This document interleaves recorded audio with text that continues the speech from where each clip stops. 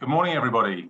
Thank you very much indeed for joining us this morning. There's still people flooding in, but we'll get underway as the last few people join us this morning. So thank you everyone for joining our latest in the TBI Talks series. This webinar is the third and final in our New Year series, looking at the big questions facing UK politics in 2021. And today we're focusing on COP26. And in particular, what does the UK need to do to make it a success? So if I start off by introducing myself. So I'm Tim Lord, I'm the Senior Fellow for Net Zero here at the Tony Blair Institute for Global Change. I've been here for only 3 weeks after 18 years in government on climate and energy, most recently as Director for Clean Growth, responsible for the UK's Net Zero strategy. And I'm delighted to be doing this event, not least because in the past when I've done events, I've generally been on a panel answering lots of hostile questions about government policy. So very pleased to be chairing and letting others do the hard work today. So if I start just by very briefly setting the context. It seems like a very long time ago when Britain offered to host COP26 back at the 2018 COP in Poland. And in a parallel universe, we would of course be talking about COP26 in the past tense. But COVID put paid to that and led to the delay until November of this year. But while the reasons for that delay are obviously unfortunate, they might have opened up an opportunity for success for the summit. So since last September, we've seen net zero targets announced by the EU, China, South Korea, Japan. And of course, we've also seen the election of Joe Biden on a strong platform of climate action. And here in the UK, we've set the net zero target back in July 2019, and more recently published the Prime Minister's 10-point plan for a green industrial revolution, our enhanced and very ambitious 2030 target, and a commitment to a net zero strategy later this year. And if you'll permit me a moment of self-promotion, the Institute has today put out a paper on what that net zero strategy needs to cover. So it'll be perfect Friday lunchtime reading after the seminar this morning. So the opportunities there to make COP26 a success, and I think the need is there as well as the UK tries to carve out a post-Brexit international role and define its own economic future. And so today we're going to be looking at the international, the domestic and the political aspects of making COP26 a success. And I'm delighted to be joined by an esteemed panel to help us do that. So if I introduce them briefly, first of all, we have Sir Simon Fraser, who has vast experience on foreign policy and geopolitics as co-founder of Flint, advising on European and international policy, and previously a glittering Whitehall career, which makes mine look positively humdrum by comparison, including as head of the Foreign and Diplomatic Service and permanent secretary at the Business Department in the aftermath of the 2008 financial crisis. So welcome to Simon. Secondly, we have Mike. Mike is Director of Analysis and Chief Economist at the Climate Change Committee, so one of the leading experts in what the UK needs to do to hit net zero. Great to have Mike here, and I must admit my feet are feeling slightly less singed these days. Now I don't have Mike and his colleagues holding them to the fire, although I think some of my colleagues from government might take a different view who are on the line today. And thirdly, we have Rachel Wolfe. So Rachel is a founding partner at Public First, leading their policy work. She's got an extensive background in Whitehall, in the tech sector, in education, and in net zero as well, in particular with her work on the Zero Carbon campaign, who are doing some fantastic work, in particular around carbon pricing. Rachel also co-authored the Conservative Party's election manifesto for 2019, which, as you'll remember, included net zero as one of 6 key pledges. Got Eleni on the line who will step in if my Wi-Fi fails. So in terms of how we run today, we're going to have each of the panelists speaking for about 5 minutes. So Simon on the geopolitical context for COP26, Mike on what the UK needs to do domestically to get its house in order, and Rachel focusing on how we get the politics right. And we'll then open up to Q&A. So you can see hopefully a Q&A button at the bottom of your screen. Please do use that. Put questions in as you go along. You don't feel you need to save them up for the end. And I'll try to pick out some of the best and most popular and most interesting questions. And the last thing from me is just to say, if you want to tweet about today's event, please do. You can use the hashtag TBI Talks for your reactions on social media. So without further ado, thanks again, everyone, for joining, and I'll hand over to Simon first of all. I'm unmuted. Good. Thanks very much, Tim. Great to be here. I'm going to try and divide my comments into 3 sort of short sections. The first on the geopolitical context, the second on the diplomatic objectives for the UK, and the third on how the UK should be going about it. There's a lot to cover, so I'll be pretty selective. The first thing to say is, as you've said, Tim, the geopolitical situation is changing very rapidly, deep change and fast change. I just want to highlight 4 elements of that. First of all, the pandemic. The pandemic is going to change attitudes and behaviors, both domestic and international, in ways we don't yet understand, but throughout the year ahead, they'll begin to unfold. That's really important context. Secondly, the new US administration. The US is going to be repositioning itself on substance and in relationships. And we heard the Biden speech on foreign policy yesterday, the first step in that direction. Third, I would like to highlight the US-China confrontation, which I believe will continue and is probably going to, in fact, worsen before it gets better, with ripple effects in the UK and around the world. This is a really important piece of geopolitical context to bear in mind. And fourthly, for the UK specifically, of course, Brexit, which changes our attitude to our relations with the rest of the world. So that's context. There was already a great deal of urgency on climate change before the pandemic. It's an issue of special importance to the younger generation, a younger generation who may feel that things haven't been going their way recently. And I think it's reasonable to expect that this concern will be galvanized far further by the changes in 2021 that I've described. I think climate is already perhaps the most visible area of early change in American international policy. Their attitude towards the Paris Agreement, the proposal for the April meeting of major economies, they're going to want to set their course. And I'm sure that the fact that John Kerry has come in, I know a bit about his diplomatic style. He will want to move fast. He will want to move hard. He'll want to shift the politics in the US. It's also great that China has moved. It's made a net zero commitment. There's internal recognition of the problem in China. I think that climate policy is perhaps the most promising area for an element of US-China détente, if there's going to be any this year. They'll want to move very carefully on this, and they'll want to save this and use it in leverage and bilateral relationships. But I think there is the potential for an opening there, which we need to look at.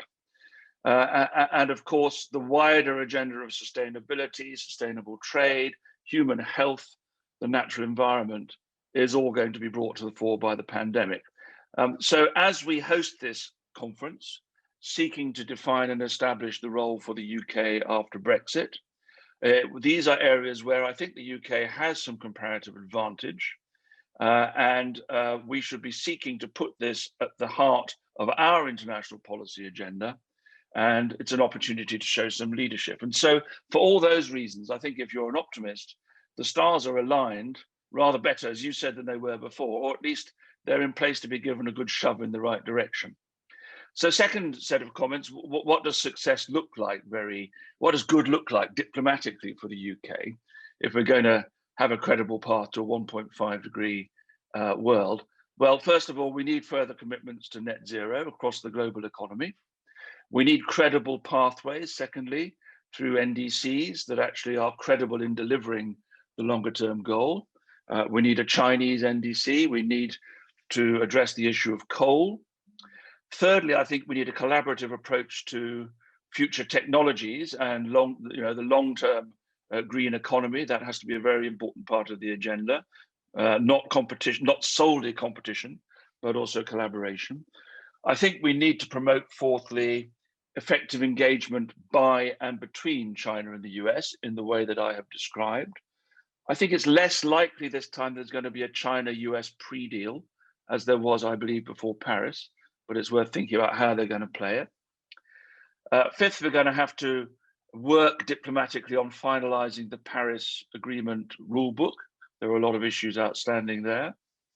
Sixth, I think our diplomacy has to seek to avoid a developing standoff on many issues, but including over money, where there is the issue about unfulfilled commitments to be addressed.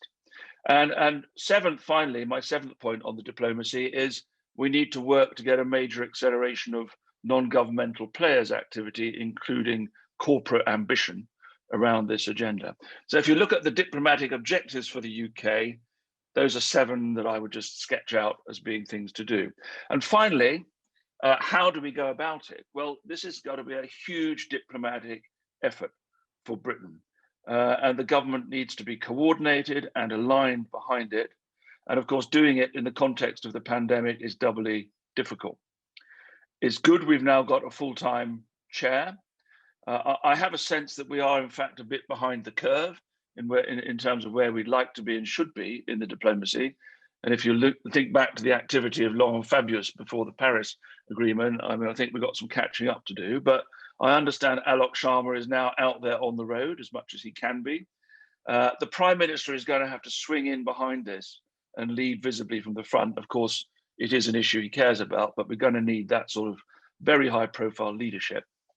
And we need to integrate our chairmanship, our presidency of the G7 with our presidency of COP.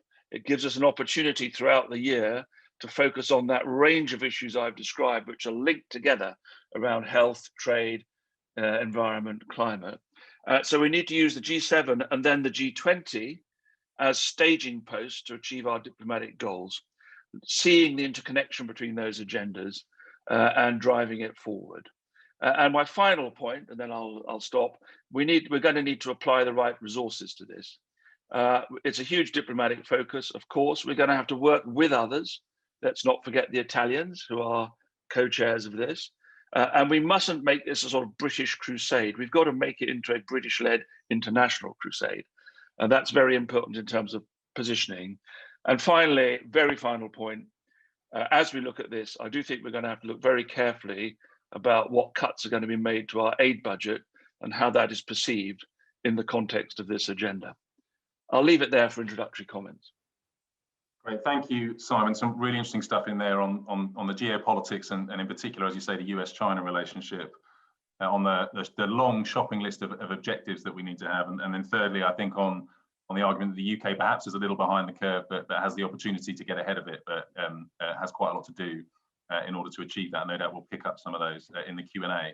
Let me hand over next to Mike, who's going to say a little bit about what the UK needs to do domestically to support that. Great, thank you, Tim. Good morning, everybody. Great to be here as well. Fascinating stuff already. If we start kind of at the top, the UK's got the right targets already. So we've got net zero by 2050. We've committed to a reduction of over 50% from 2010 to 2030. Those are the right targets for a developed country like us. But at the moment, we don't have the policies to deliver those targets. Now, if you look at the world as well, we are now seeing the world coalesce around net zero around mid-century. That's great. What we don't have at a global level to go with that are those 2030 commitments and those policies to actually make it happen. So I think it really kind of shines a light in terms of what the UK needs to do and where the focus should be for us. We need to demonstrate that we can make those changes happen now, not just wait and do this in the 2030s, the 2040s, but we can drive down emissions. Now we can really get ourselves on that path to that long-term target. And that does mean getting cracking on now. I saw, Tim, in your paper this morning that you popped out, you talked about a template, and I think that's a good word for this. We're looking at influencing, but we're also looking at empowering. We're looking at offering an opportunity for others to follow in our footsteps. So I think that's what we're talking about in terms of getting our house in order, giving ourselves credibility for the negotiations, but also demonstrating that this is possible, demonstrating it can be done, and that it can be done in a positive way. And I'll come back to that. So what does a good net zero strategy look like? I'm also going to cover 4 things within that. And the 4 things I want to talk about are ambition, incentives, barriers, and fairness. And if we start with ambition, well, this is something we do quite well probably in the UK. This is maybe the easy bit in a way. And we've really strengthened it actually with the Prime Minister's 10-point plan. And I think it is important to set a clear direction, and a direction that people can understand, that is that has things that people can hang their hat on and can grasp that, yes, those are the sorts of things that we need to be doing to tackle climate change. So we're phasing out petrol and diesel cars by 2030. You're now seeing similar announcements coming in the US from the manufacturers, the GM announcement, for example. We're phasing out coal power by 2024. We'll also need to phase out gas-fired power. Joe Biden has said that the US will be doing that by 2035, and the UK should be making the same commitment there. We've said we're going to improve the UK's housing. We've now committed to 600,000 heat pumps going into homes every year by 2028, compares to about 30,000 in the most recent data. But we haven't done much to back those up. We're saying where we're going, but we need to also then back that up.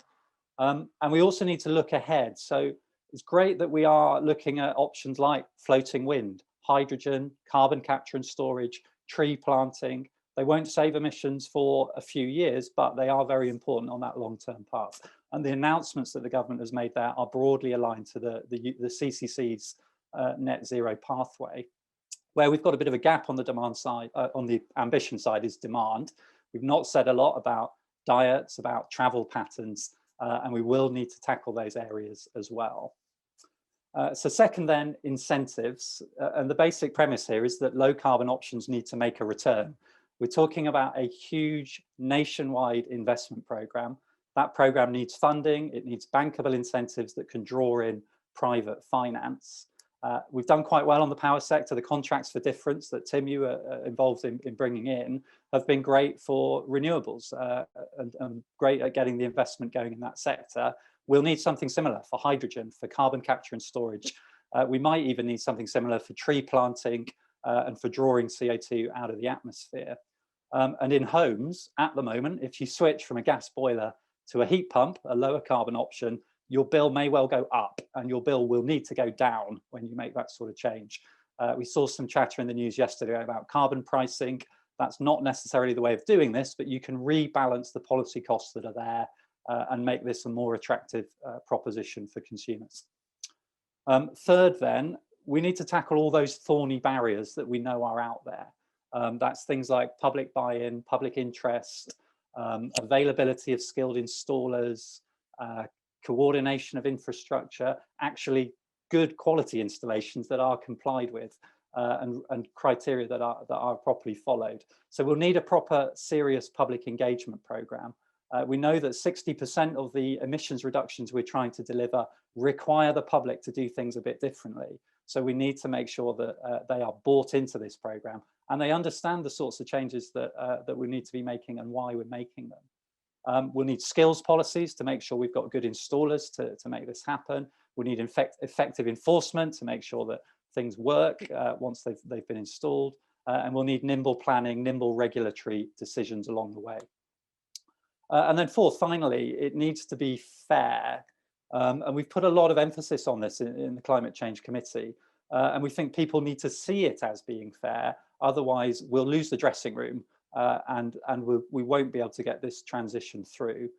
So what does that mean? Well, it means where there is a cost, and we know that in some areas there are, then we need to make sure we're very careful about who pays for that. Where there are benefits, and there are plenty of those as well, we need to make sure that people have access to those benefits and can see that they can get an electric vehicle and cut their fuel bills, even if they don't have off-street parking, for example, that they can access the green space, the new trees that are being planted and benefit from those as well, perhaps.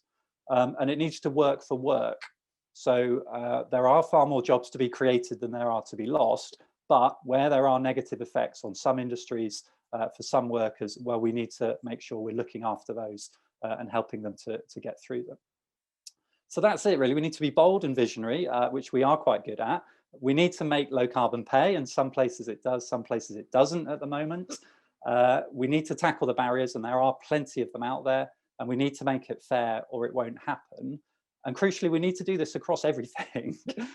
We can't just do the easy bits like power. We can't just do the shiny bits like hydrogen. We've got to do the tough bits like heating, the touchy bits like diets, and we've got to do the bits that maybe politicians think are a bit boring.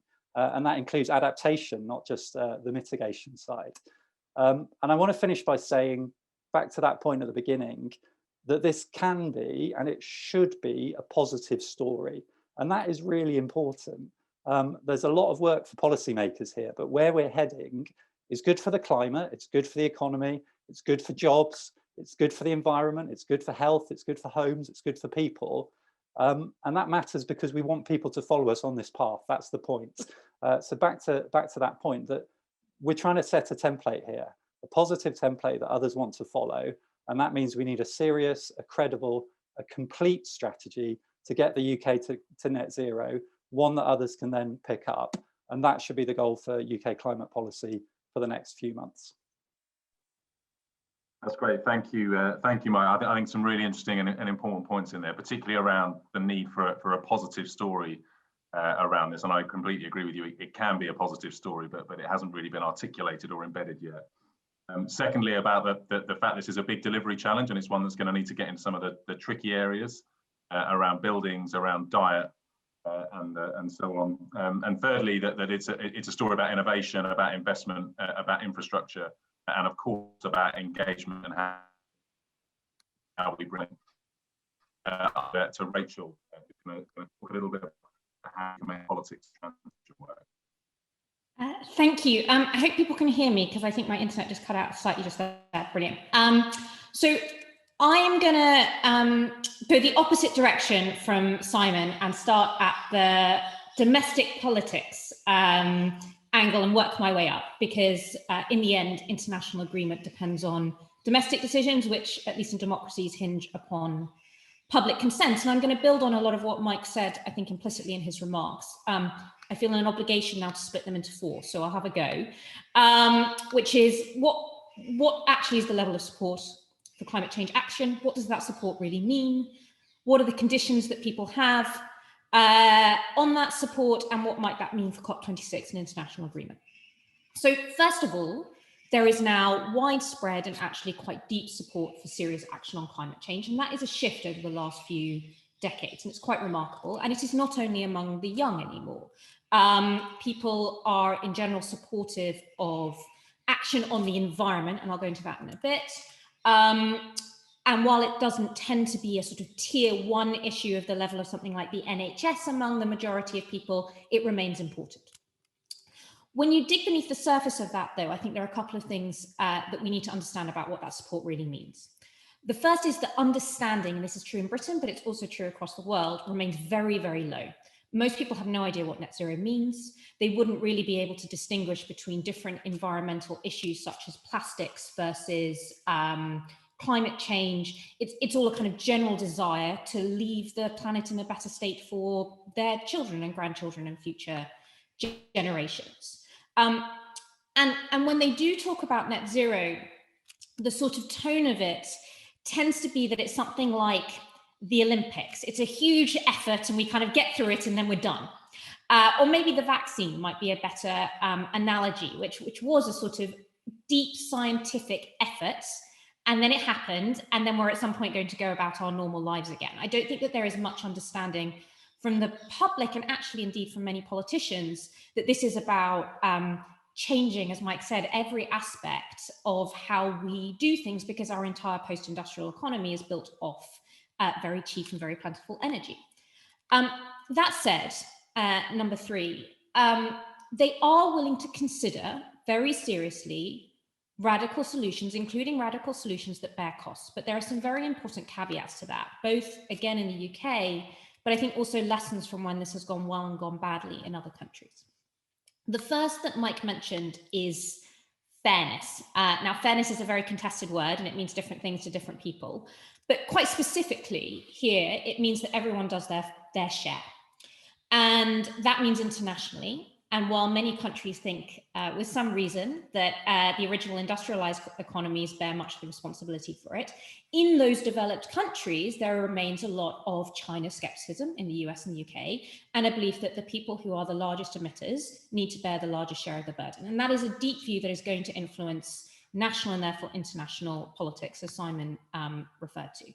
And it also refers to business. I think one of the lessons, and it's easy to be kind of glib about the Gilets jaunes and what happened, but one of the lessons from it was that people felt that when the ordinary worker, the ordinary person, the ordinary taxpayer was bearing the majority of the burden and business was not, this goes very, very badly wrong. So it has to look like and has to be like everyone is doing their fair share. And the third, which there is a direct tension here, is jobs. While there are lots of numbers about net positive jobs around net zero, and I think that it can create net jobs, we have to be careful that these aren't either one, a large construction stimulus, which is fantastic and a really good way to keep the economy going, but is not a permanent solution for jobs, and that the net effect in particular areas are not too devastating. Because again, in a democracy, and this is true in the US and it's true in the UK and it's true across Europe and every country, concentrated negative effects are deeply destructive for people and indeed for politics. The reason that I focused on jobs last comes to my fourth point, which is what I think this means for COP and international agreement.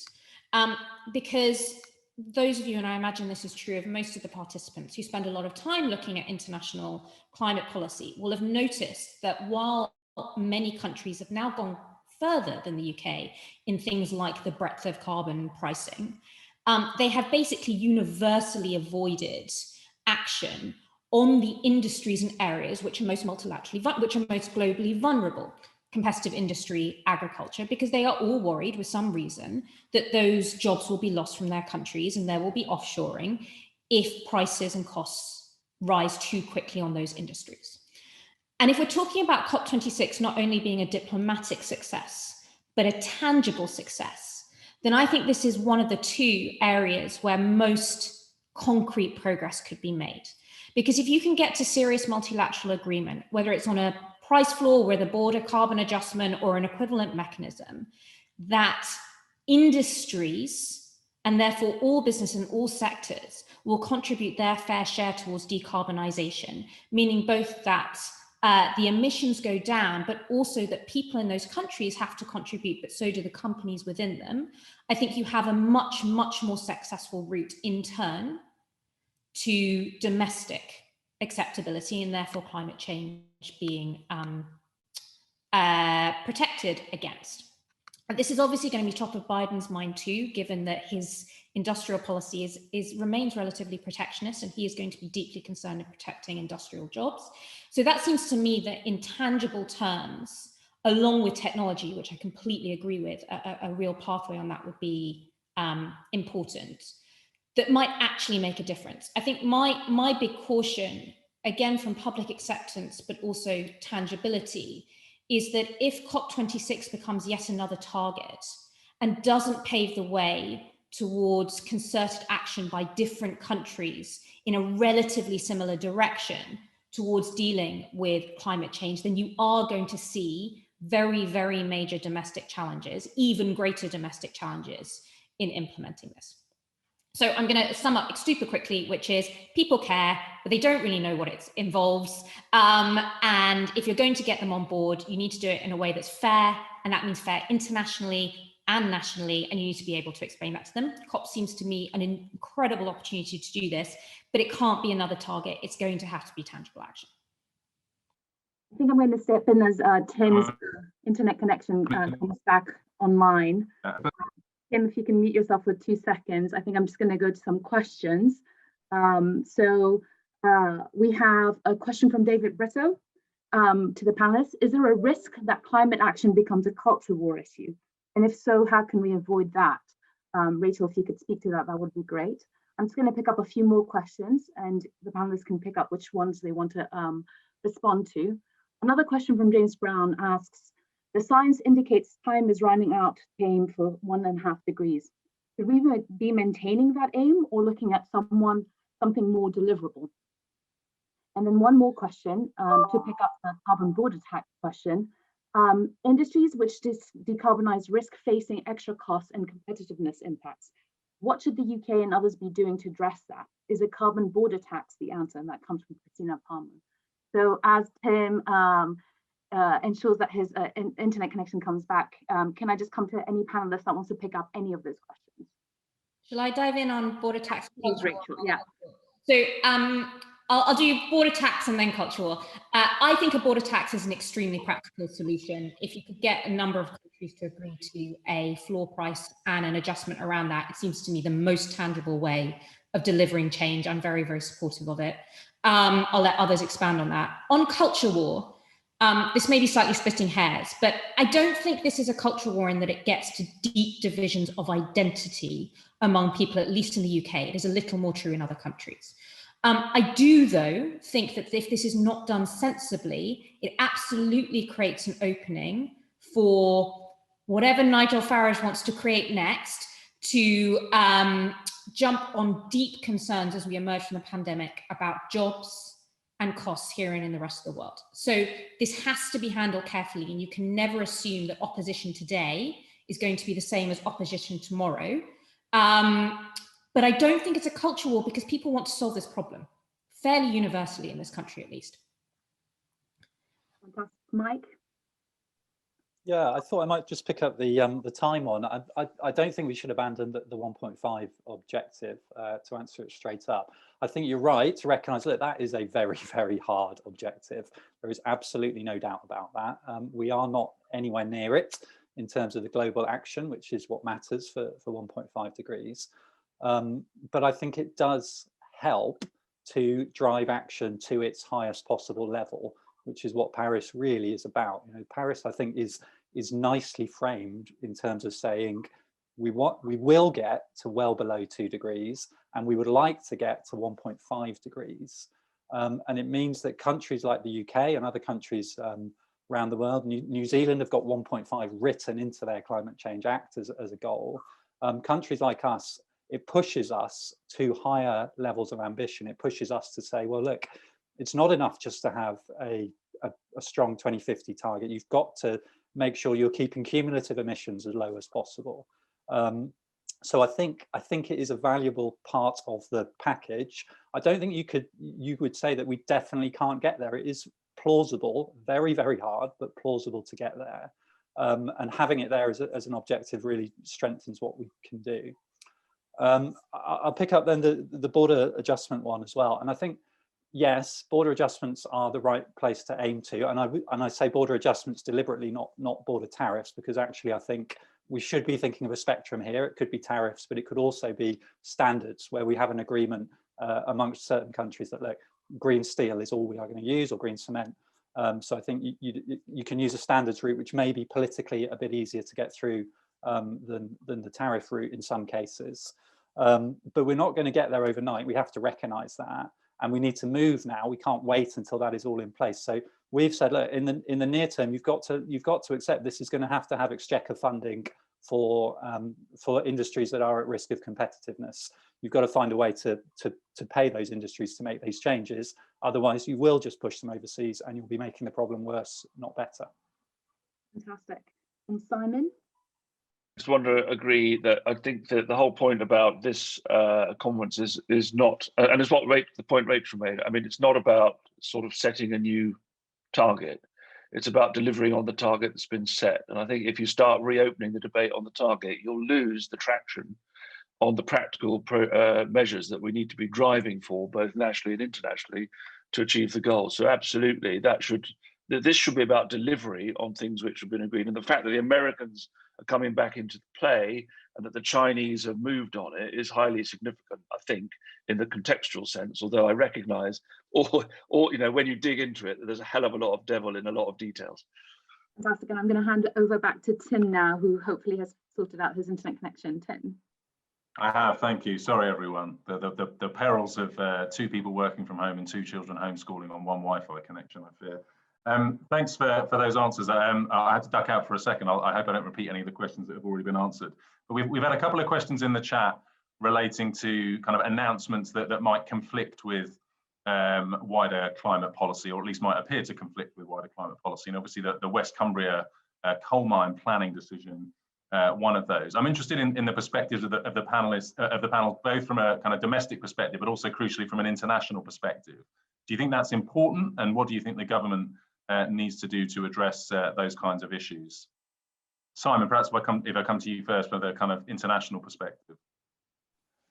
Well, I mean, the others are more expert than me on the detail of the domestic policy announcements. I mean, the thing is, the overarching point is we've got to have a credible and consistent message. And if we want to take a leadership role, which we are, which we do, and which we have anyway, then we have to make sure that we're aligning these things effectively so that we have credibility. So, you know, it's about joining up across the whole of government, domestically and internationally, to achieve, you know, a credible position.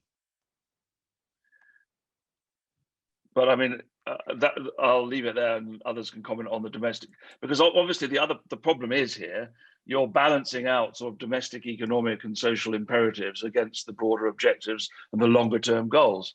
And it's a hugely complex sort of balancing act that has to be performed. Thanks, Simon. Mike, did you want to come in on that? Yeah, I'll come in, and some people may have seen that the committee, slightly unusually for individual projects, did write to the government on this.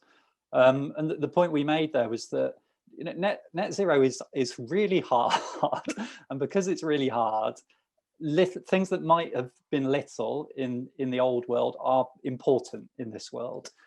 There is not a lot of wriggle room in terms of hitting the targets that we've got, either 2050, but also, you know, that new target for 2030, really hard. And so things that before we said, okay, that's a local decision, we don't need to worry about it. We need to change our view on that and say, look, those are now national decisions. If we're going to hit this net zero target, if we're going to hit that 2030 NDC, we need to be really looking at these tightly. Now, look, you may go through that process and say, okay, you can justify this mine. But the point we were making in that letter is that you should be looking at it from a national lens, not just a local. And I totally agree with Simon's point that, you know, you've got to be consistent over the piece. And I guess our perspective from the global point is that coal is so important to this challenge. You know, getting out of coal as quick as we can across the world is the biggest part of cutting emissions and the biggest part of tackling climate change. So this is particularly important in terms of its signalling effects in that space. Thanks, Mike. I wonder if I might move on to another question that I think we received in advance. Rachel, you might want to pick this one up. So we've talked quite a bit about the fact that, you know, you need to engage people in this transition, and I think we're not there yet in terms of people understanding what it really means. But I think the evidence shows, including the anecdotal evidence of the fact that I've recently been able to be a bit more active on Twitter, and it's quite interesting. Some of the people who engage with you. Opinion, Tim. That's mistake 101. But I'm getting out of my bubble now, and I've been retweeted into a few kind of climate skeptic groups, and the excitement of the retweet is soon outweighed by the responses you start getting. And it's clear that there's a part of the population who potentially are kind of up for this, but don't necessarily understand it. But there's also, I think, going to be a core group of people who are going to be deeply skeptical about this transition, certainly for the foreseeable future. How do you think politicians can kind of build a coalition that's sustainable, taking that kind of vocal minority view into account? I think I'd say a couple of things. The first, which we haven't really talked about much so far, but I think is really crucial to this, is the role of business itself. Because one of the other things that's really changed over the last couple of decades is or even the last few years, is the number of investors, large companies, global companies, including steel companies, that are themselves committed to this and showing a pathway through. And I'm not saying it defeats the vocal minority, but if the business establishment, whether it's through things like the Stay on Climate campaigns or more general commitment to net zero, is also on your side, the space for division shrinks massively. And that seems to me to be happening and is an important part of the message. I think I'd say two other things quickly. The first is there is no significant policy change anywhere ever that takes 100% of your population with you. It doesn't happen. The question is, can you take enough people with you reasonably? I think that there is a path to do that. It's just not an easy path. The third, though, and it slightly links to the earlier question, is I think we have to be very careful, all of us, that we are clear that when we talk about net zero, we mean net zero, and that everything that involves fossil fuels, that everything that we consider to be our normal way of life, it doesn't have to go. We are not talking about a hair shirt future. And occasionally, we sound like we're talking about a hair shirt future, and we really hate the fact that in the last 200 years, mortality rates have plummeted and we all get to live in warm houses. I'm slightly exaggerating, but what we are attempting to do is change the, is stop climate change in whatever way is pragmatic and allows people to live healthy, comfortable lives. And that has to remain a core of our message, or people will rightly refuse to do it. Sorry, three slightly different points there, but there is a way through. It just requires care. Thanks, Rachel. Mike, I wonder if I could come to you and perhaps to you, Simon, on the next one, which is about accountability. So how do we hold people accountable for what they've said they're going to do? I think domestically, obviously, we have climate legislation. Is that a kind of adequate accountability framework? Does it apply appropriately to all the different departments of government, for example? And secondly, I'll come to you, Simon, on the kind of international side. We're obviously holding people accountable for their commitments under Paris, and what we hope will be the Glasgow agreement later this year is obviously going to be one of the big challenges, given how little time we have left to act. So, Mike, do you have a view on that from the kind of domestic perspective? Yeah, no, it's something we think about a lot, I guess. It's a really important one. And in theory, the Climate Change Act is kind of that structure. It's there and it says, as a Secretary of State with responsibility for energy, you must set a sensible 2050 target that aligns with science and what the international arrangements demand. You must set a pathway to get there. You must bring forward policies to get there. And we'll have a process where you are monitored. Are you actually doing what you say you're doing? That will be independently done by the Climate Change Committee. And in theory, that all works very nicely, and the government will respond and you'll get the right policies and so on. But of course, it is legislation imposing obligations on the government who controls the legislation. And ultimately, what are the sanctions? The sanctions fundamentally come down to public opinion and public views on this. So actually, the really hard bit in there, I've worked at the Climate Committee for 13 years now. The hard bit is that last bit is translating the targets to the pathways, to the policies, sorry, and actually making sure that those policies are strong enough, that they are dealing with the difficult bits, not just the easy bits, the boring bits, etc. And kind of you can make some noise about it, but that only really has an effect insofar as people care about it. So I think that in a sense gives me optimism more than any, because actually we have really vocal commitments across the parties, and we saw climate in the election campaigns for the first time really. Last time we have much more awareness of this.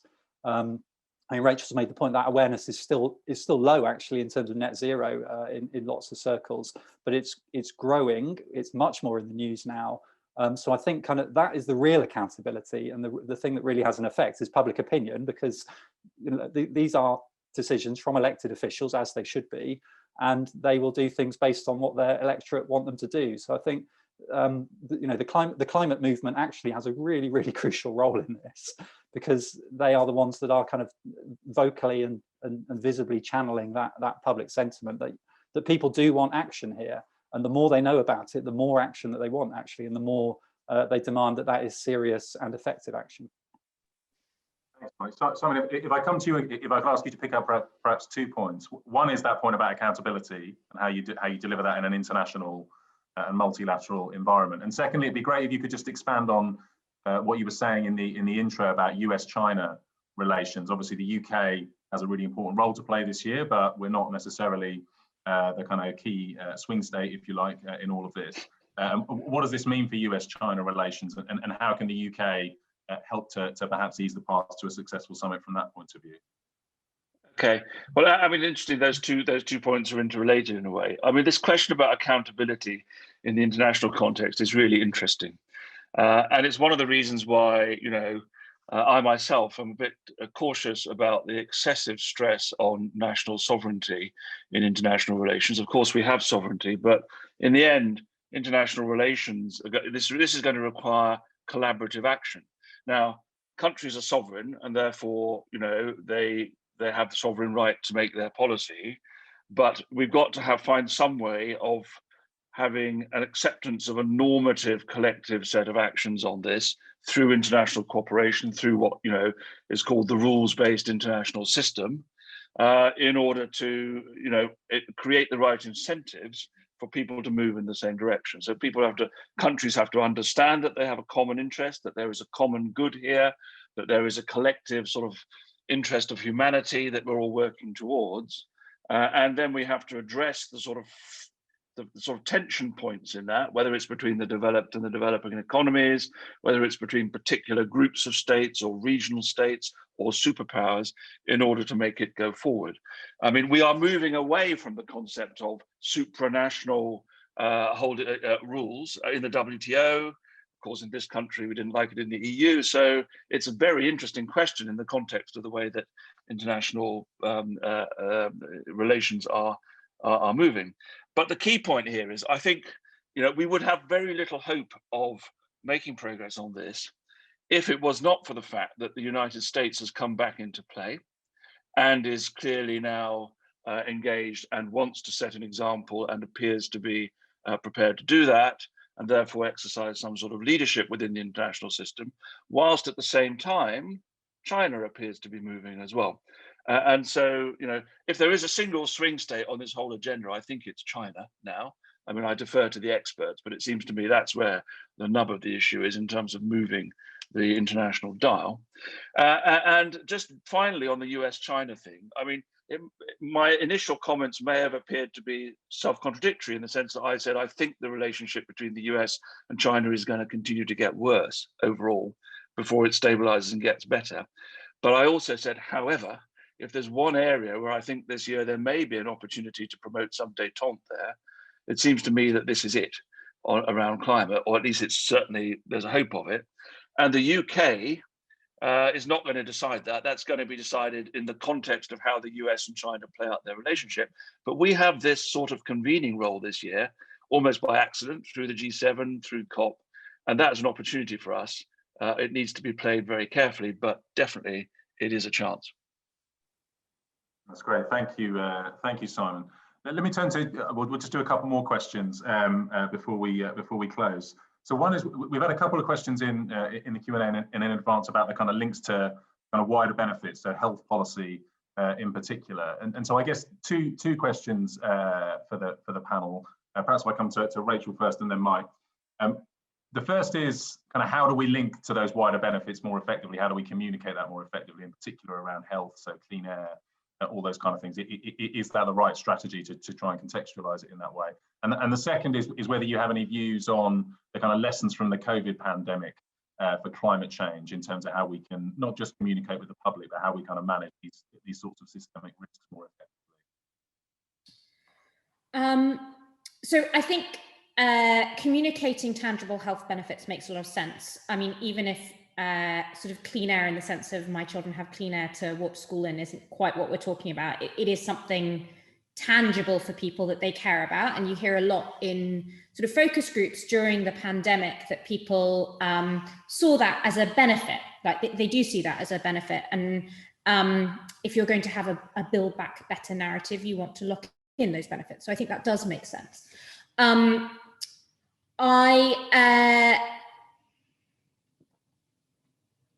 I think, though, you have to recognize that while you need to communicate to people and explain the importance of this and what it is, it does also come down to incentives and making sure that the choices you want them to make are affordable and easy and more affordable than the alternatives, to come back to something Mike was talking about. So, the UK has made, in my view, a slightly bizarre decision that other countries have not made, to heap price upon price upon price on electricity while basically completely ignoring gas, and therefore making it even more expensive to go to the thing we'd quite like them to go to than otherwise would be. I think there people do, and we've seen this in the pandemic, are willing to do extraordinary things if they believe that their health and the health of their communities is at risk.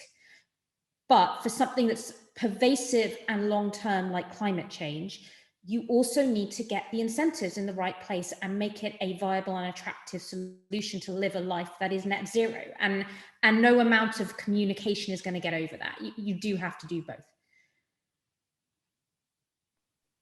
Thanks, Rachel. Mike? Yeah, I think this is a cracking question, because actually net zero, again, it gets into so many bits of life and so many bits of policy that I think the kind of fertile untapped ground here, and this might be something that the Tony Blair Institute can think a bit more about, is how you join up that all these climate policies that we need with all the other policies that we need and all the other challenges that we're facing as a society. And health is an interesting one. Poor housing in the UK, which we need to sort out to deal with climate change, it exacerbates health conditions that cost the NHS over £1 billion every year. So you kind of, there's a need to do this from an energy efficiency, a carbon, a climate perspective, but there is also a need to do this from a health perspective. And at the moment, those things are not particularly joined up. There isn't really a sense that we do this and we take advantage of it to help to really protect those people that are at risk there. I'll throw in as well, since it's so overlooked in policy, overheating. We worry a lot about underheating, but overheating will increasingly be a challenge in future as well, and is completely ignored really in most of the planning policies. Consultation now out on that finally, but it's been really neglected in policy so far. And then you look at other bits, air quality, of course, and I think that says, look, we need to reduce the amount that people travel, but let's really focus that into the areas where air quality is a big issue in our towns and our cities. Let's make it easy to walk and to cycle. That has big health benefits. Probably the biggest co-benefit actually of most of the climate programme is in shifting people into more active travel. Green space, there's a real opportunity there. If we're planting 30,000 hectares of trees every year, there's a chance to make sure that some of those are going in places where people can access them, and it can help their well-being and their mental health. Again, one of the big challenges that we're facing as a society. Let's leverage what we need to do to tackle the climate problem to help to deal with that problem. So I think that is really, it is untapped ground at the moment, and there's so much we need to do. We need to move really quickly, but the more we can make the changes we need to make work for all of these bigger challenges we face, the more we can kind of help support all of these issues that Rachel's raising, that we bring people with us if they can see these kind of tangible positive benefits to their real lives. Yeah, so that I think is kind of the health angle for us. COVID, I guess we're particularly interested in what it means for what we do next, and we've really focused there on the stimulus opportunity. The climate change programme is a big investment programme, £50 billion a year big, and that is a real opportunity to create more jobs, to make changes that we want to see as a society. So this is the time to be investing, I guess, and we need a big investment, so that's good. And it also tells us something about behaviour, I think, and particularly on the travel side. We've had these big shifts in travel patterns. We're going to see a big shift back again when lockdown ends, and if we don't kind of get ahead of that, then it will probably go in the wrong direction, actually, when there is actually maybe a bit of a window to make it go in the right direction. Thanks, Mike. One last question, and then I'll turn to the panelists just for any quick closing remarks that they want to take. And it sort of picks up that point, which is sometimes the presentation of climate change can feel like quite a kind of daunting and intractable issue, as opposed to one that can be easily solved. And I think what we're hearing today is it can be solved, but it ain't going to be easy. Just on that point about kind of how you get the momentum behind it, if the panel had kind of one thing they could do quickly this year in particular to kind of get the momentum right before COP26, what's the kind of one thing you'd be looking for the government to do over the next, say, 3 or 4 months to really put the quick win to get us moving in the right direction? Who shall I pick on first for that? Simon, do you have a view from the kind of international perspective? Well, I mean, from the international perspective, and I won't talk on the substance, but I mean, I just think that what I'd like to see is clear, from my perspective, a very clear understanding of how the government is going to organise effectively and deploy its activity around the world. At the moment, it's a bit opaque, frankly. We've got Alex Sharma, we don't understand what's behind him, and we don't have a very clear understanding of how we're pursuing the international agenda. So from my perspective, irrespective of the specific measures that the UK might make, I'd like to see more focus, clarity and visibility and purpose in the way that we're projecting this. Thanks, Simon. Mike? Yeah, we always get asked this, what's the one thing? And I think my answer is no, there isn't a one thing. I mean, if there is one thing for us, it is a comprehensive net zero strategy. So it is a one thing that deals with all of the things, because that really is what we need. Now, look, that will not, when I say deal with, it will not fully deal with everything, of course. But I think it needs to show that we are aiming to deal with everything, and we are putting things in place. So the one thing is everything, I'm afraid, for me.